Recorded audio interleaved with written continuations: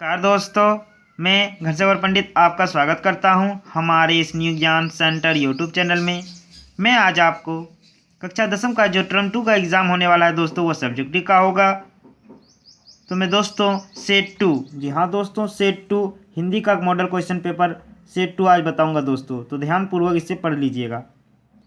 Time कितना रहेगा दोस्तों? 1 hour 30 minutes, full marks 40 number का। ठीक है दोस्तों, तो बहुत ही इंपॉर्टेंट क्वेश्चन बताऊंगा, तो हमारी इस वीडियो को पूरा अंत तक जरूर देखें। देखिए दोस्तों, सामान्य निर्देश सेट 1 में दिया गया है, जो हमने बता दिए हैं मेरे पिछली वीडियो में, जाके आप देख सकते हैं। खंड क अपठित बोध, अपठित गद्यांश दिया रहेगा दोस्तों, या फिर काव्य दिया रहेगा, तो आप इसे बढ़िया से पढ़ लीजिएगा। ये क्या है? निम्नलिखित काव्यांश को ध्यानपूर्वक पढ़कर दिए गए प्रश्नों के उत्तर दें। देखिए, कविता भी दिया जाएगा या फिर कहानी भी दिया जाएगा, दोनों में से आप जो भी पढ़ना है पढ़ लीजिएगा। देखिए खत्म। अब क्वेश्चन आता है दोस्तों, चौपाल की जीवन किस प्रकार हुआ करता था। तो दोस्तों इस कविता को पढ़ लीजिएगा और समझ के इसका आंसर आपको देना है। दूसरा नंबर क्वेश्चन देखिए, पेड़ काटने का क्या दुष्परिणाम हुआ। तो पेड़ काटने से वहाँ भीड़ एकत्रित नहीं होता, कबूतर और पक्षियों का आश्रय छीन गया, वहाँ सन्नाटा छा गया। और तीनवा नंबर देखिए, उपायुक्त काव्यांश का एक शीर्षक लिखें। तो चौपाल, यह शीर्षक एक आपको देना ही पड़ेगा। अब देखिए खंड ख व्याकरण, इसमें आपको 4 मार्क्स मिलेंगे। 4वां नंबर देखिए, विस्मयादि बोधक अव्यय की परिभाषा उदाहरण सहित लिखें। फिर से आप आसानी से लिख सकते हैं। विस्मयादि बोधक क्या हुआ दोस्तों? वाह, हाय, यही सब हुआ। ठीक है ना दोस्तों। देखिए, जिस शब्द से विस्मय यानी कि आश्चर्य, हर्ष, शोक, घृणा, तिरस्कार, शाबाशी आदि के भाव प्रकट होते हैं, उसे विस्मयादि बोधक अव्यय कहते हैं। जैसे आहा, वाह, ओह, छी, हाय इत्यादि। अथवा में भी लिख सकते हैं दोस्तों, रिक्त स्थानों की पूर्ति कीजिए। हवा डैश बह रही है, अच्छे चरित्र डैश जीवन निरर्थक है। तो क्या हो जाएगा? हवा धीरे धीरे बह रही है। देखिए इसका उत्तर। और ये के बिना। ठीक है दोस्तों।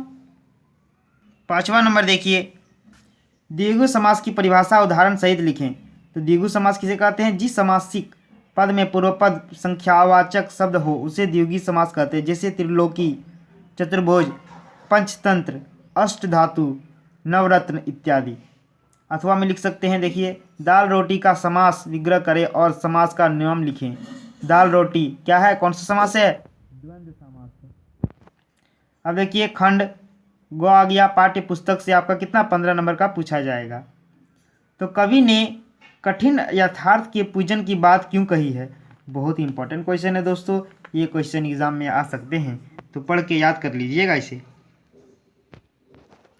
अब अथवा में देखिए 2 लाइन दिया हुआ है, भाव स्पष्ट करें।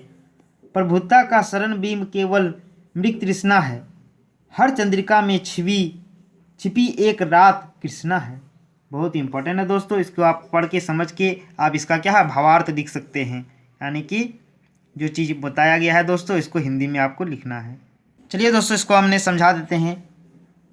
बड़प्पन का एहसास महान होने का सुख भी एक छलवा है, मनुष्य बड़ा आदमी होकर भी मन से प्रसन्न हो यह आवश्यक नहीं, हर सुख के साथ एक दुख भी जुड़ा रहता है। सही बात है दोस्तों, कभी सुख की छाया आती है तो कभी दुख की। जैसे ही चांदनी रात के बाद एक काली रात भी लगी रहती है, पूर्णिमा के बाद अमावस्या भी आती है, उसी तरह सुख के पीछे दुख भी छिपे रहते हैं। तो बहुत ही इंपॉर्टेंट है दोस्तों, ये भी आप लिख सकते हैं। 7वां नंबर देखिए, कन्यादान कविता के आधार पर बताएं कि माँ ने ऐसे क्यों कहा कि लड़की होना पर लड़की जैसी मत दिखाई देना। बहुत ही इंपॉर्टेंट क्वेश्चन है दोस्तों, ये क्वेश्चन बार बार एग्जाम में पूछे जाते हैं। तो देखिए, हमारे विचार से माँ ने ऐसा इसलिए कहा क्योंकि लड़की जैसी दिखाई देने पर उसे सजावटी गुड़िया मान लिया जाता है, उसके ऊपर आदर्शवाद का मुलामा चढ़ा दिया जाता है।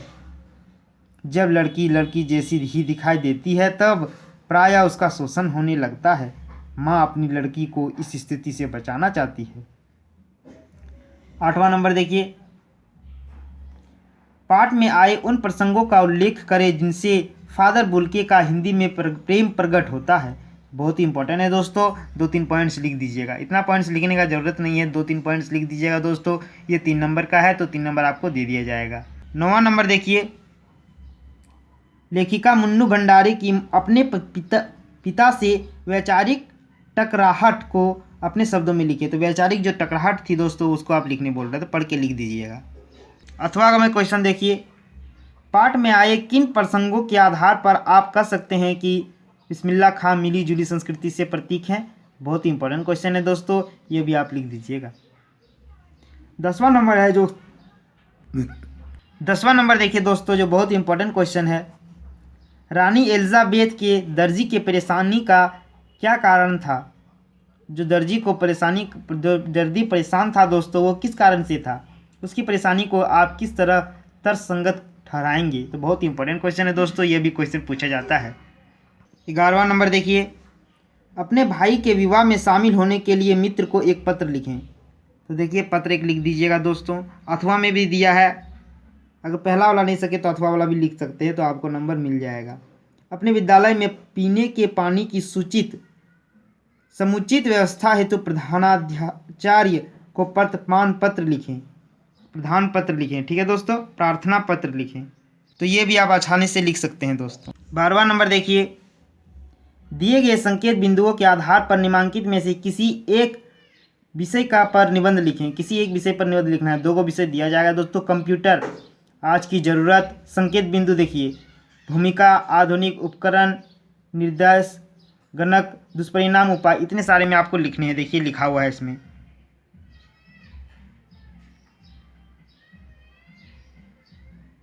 अब ख नंबर में देखिए,